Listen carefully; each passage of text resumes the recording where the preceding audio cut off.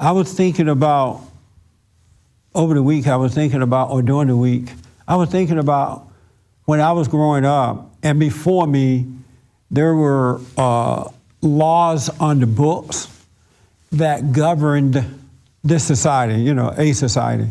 And it made America really a great place, these laws that were written. And then it held the sinners it had them under control somewhat. Because if they broke the law, then there was a punishment that came with breaking that law. And so as a result of that, the Christians were, for the most part, in control of things. And they weren't all perfect in the way that they were doing things, but at least they had these laws on the book that controlled the folks who didn't believe in God. And then all of a sudden, and I guess they've been working on this for years, because now things are changing. And so the laws are changing, right? And the laws that are changing are being used against the lawmakers, against us, the decent people. They're changing those laws, and now if we speak against their new laws, then we are punished for them. You can lose jobs, you can go to jail, you can whatever. And I'm thinking, how did that happen?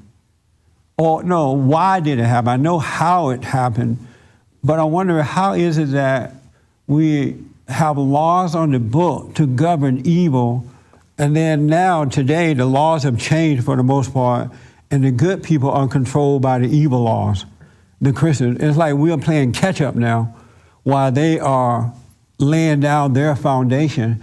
And we're at a point where we have to follow their foundation almost, unless you're willing to just suffer for standing upright.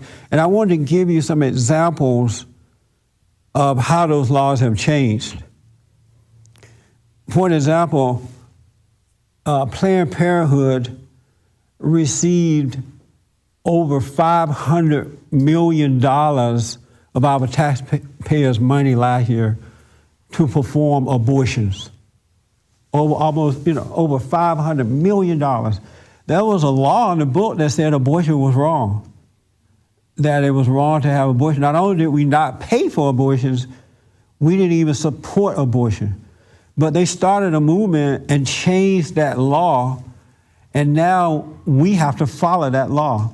Not only do we have to obey it, we help by paying for it. And when I say we, I mean the Christians. They help by paying for it, and at this point, there's nothing they can do about it. All we do is complain about it, but we can't change it. And we haven't changed, not that we can't, but we haven't. We now go along with it. We are in agreement by paying for it. And then there are a lot of Christians who are having abortions. So, that law changed. And then they had this law of sodomy. Is that what it's called? That's what it's called, right? There was a law against that. And that law was changed. And now, not only is that accepted, but same-sex marriage is being accepted. So it went from that to that, and we, the Christians, are being controlled by that. We will have to openly, eventually in all states, I don't see one state that's not going to be, where we will have to accept same-sex marriage. We're going to be walking down the street with people who are same-sex married folks and doing like straight people. We're going to see them in the churches and everywhere, and we can't do anything about it but complain about it. Oh, that's wrong. And then we're getting to a point where we can't even outwardly complain about it. An example of that, there is a preacher down in Atlanta, Georgia, who was set to do the benediction at Obama's upcoming inauguration. And according to the report, about 10 years ago, he preached a sermon about same-sex marriage, in that he is saying, he told his congregation, you should never, ever accept same-sex marriage as normal. 10 years ago, he preached about that in his church. When it was announced that he's going to be doing a benediction for Obama, or at the inauguration for Obama, the guy had to back down, and now he's not going to do it because the gay people are mad. But yet you got a gay poet that's going to be speaking at the inauguration, openly gay person. And so the preacher had to get out while the gay is going forward with that. And he backed down because the people got upset. And he had a meeting with the White House, and I don't know exactly what was said, but after that meeting, he decided he wasn't going to do it because of the controversy. And yet, there is no controversy with us.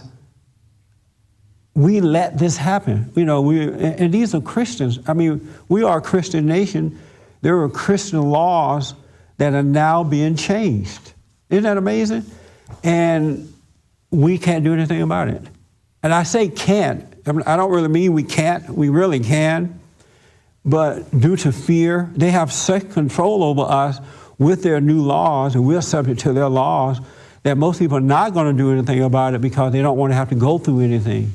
They don't want to have to lose a job or be called names or attacked. And they really attack you when that happens. It is amazing to see that. Did you want to say something about this preacher? Yeah. Okay. I just wanted to ask, because I didn't hear about the story. Did the preacher, Reverend Giglio or something like that. I mean, just write down his name. Go ahead. Did he back down cowardly, or did he just stand on principle and say that I can't do this? I don't know. I know that he was going to do it, and then the report said that he met with the White House or had a conversation with the White House, and after that meeting, he decided not to do it because the people were upset about it. So I don't know what was said to him in that meeting to make him do it, but the fact that that happened, that he's backing out. The gay guy is not backing out; they're participating. The fact that that happened in a Judeo-Christian nation with a preacher, it says a lot to me and speaks volumes how we are becoming more and more subject to these new laws that goes against God, goes against our values, but we are being forced to follow them, whether we like it or not. I agree, but don't you think it's a good thing if he stood on principle and didn't do it because of him standing on principle rather than cowering down and not? Well, there was no sign that he backed down due to principle because he had accepted the invitation to do it. Oh, so it looks like he was kind of like... if he was standing on principle, when he was invited to do it, he would have said no right then and there. There would have been no change of mind about it. Okay. But so it didn't seem to have anything to do with principles.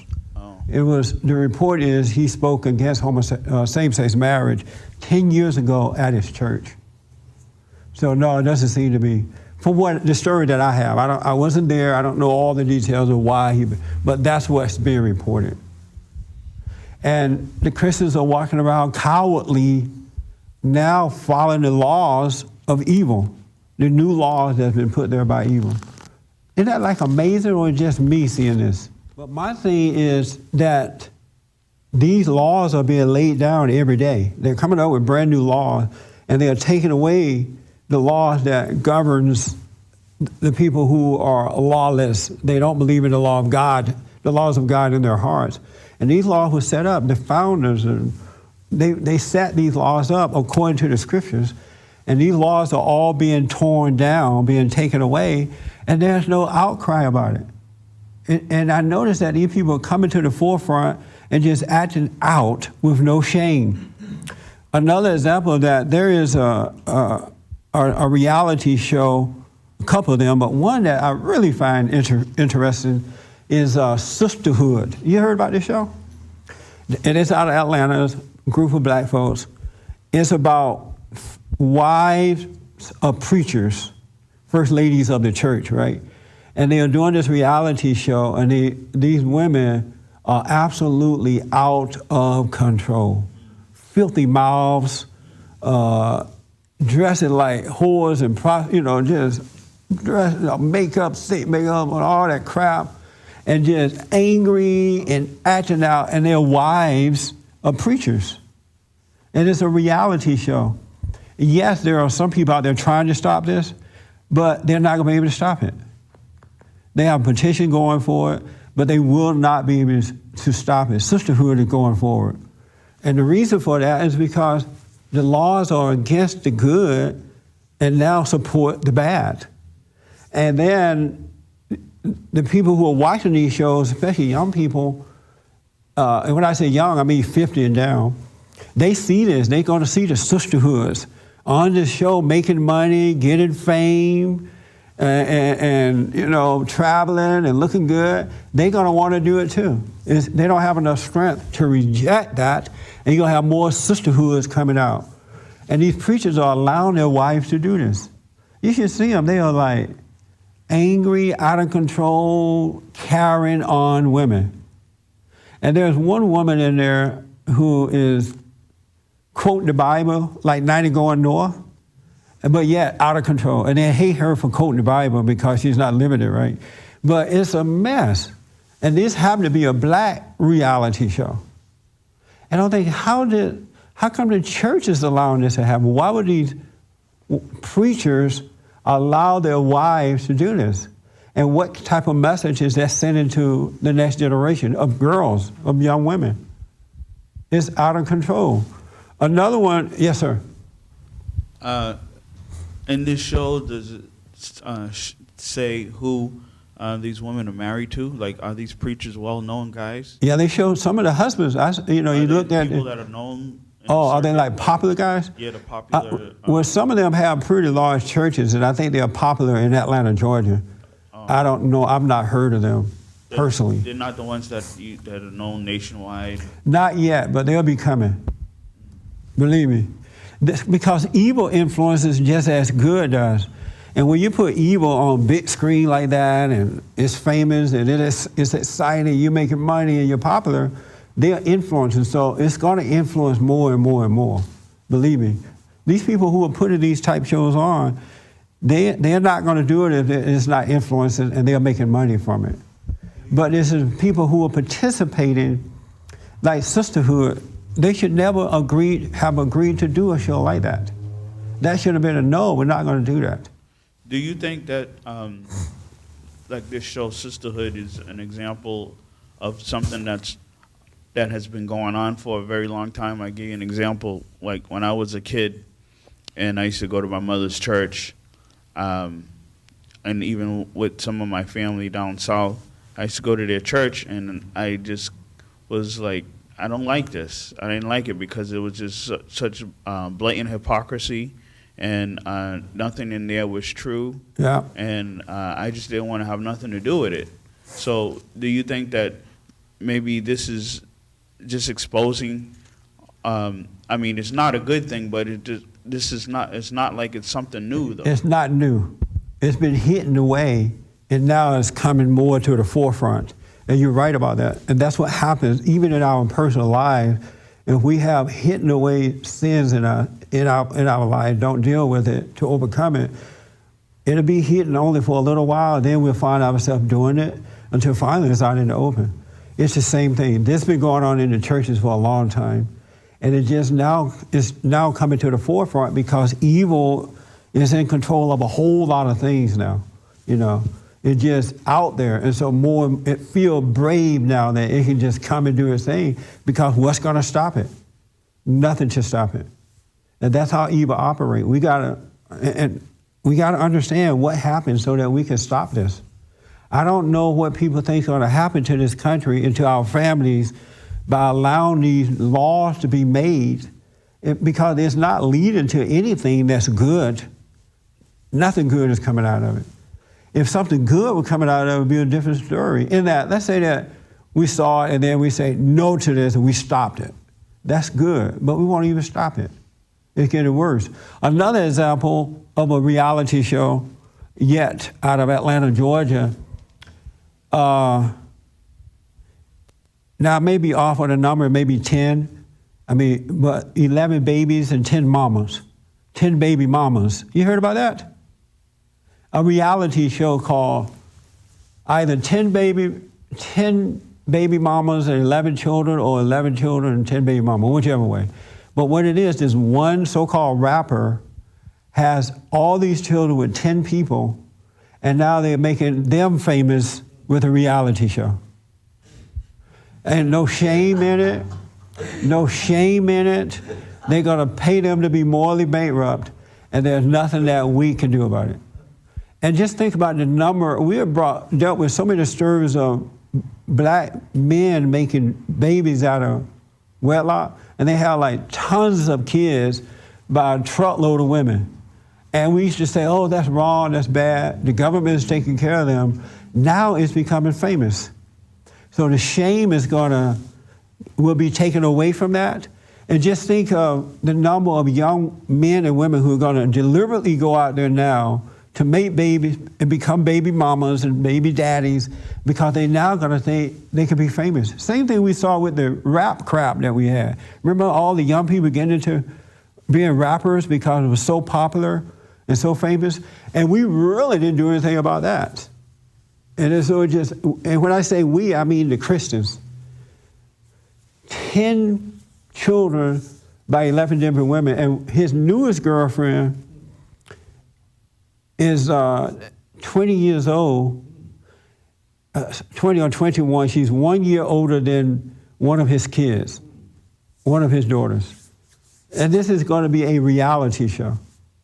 But as I'm waking up, everything I thought wasn't it. It was a problem, and it's not right to do it, but it wasn't it, because that was it was a simple commandment or suggestion to this woman, and she did it, and as far as we know, she never did it again. One other one that we talked about was when Lazarus was dead for 4 days. Was he dead for 4 days? Yeah, he was dead for 4 days, right? And the folks around the grave were crying and saying, oh, Jesus, come and heal him. And Jesus went to the gravesite, and all he said was to the guy, come out of the grave. And the guy got up and came out of the grave. How simple is that? You know what I'm saying? And one other quick example is when in the Bible, there was a guy who went to Jesus and said to him, come and heal my son. His son was sick, I believe. And he said, if you were there, if my son would be okay if you came and healed him, right? And Jesus said, well, your faith has healed him. The fact that this guy had this simple faith in God and healed his son at the house, and Jesus wasn't at the house. So there's something about simplicity of God's way that we're totally missing, and that's why the world is changing and taking over our lives, because we are not what we could be because we're so screwed up. We're so dumbed down and brainwashed and into our minds and ego about things, and that's why I think we have trouble with life. We want to do right, but we don't. We keep thinking that we're there, but we're not, because we don't see the simplicity of God and his way. We don't have it yet. We don't see it. And that's why it's so bad when you dumb down your kids. As soon as they pop out of mama's womb, you start teaching them, taking them away from that they already know and prevent them from growing in that simple way of God. I think I'm on to something here.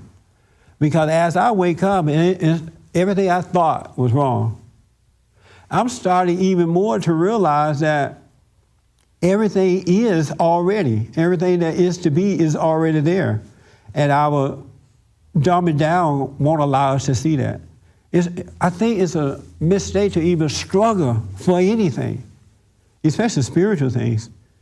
I think if we just relax and live as is, I think our life would change by itself. And so you won't be disappointed, because we're only disappointed that we're not what we thought that we were because we're trying to change it. Because if you're not trying to change something, why would you be disappointed that the change didn't happen? You know what I'm saying? So hopefully this year we can find that simplicity of God. He's simple. His way is easy and light, and there's nothing that we can imagine. That makes sense a little bit? Hi, I'm Jesse Lee Peterson. You can get involved by calling 800-411-2663, 800-411-BOND.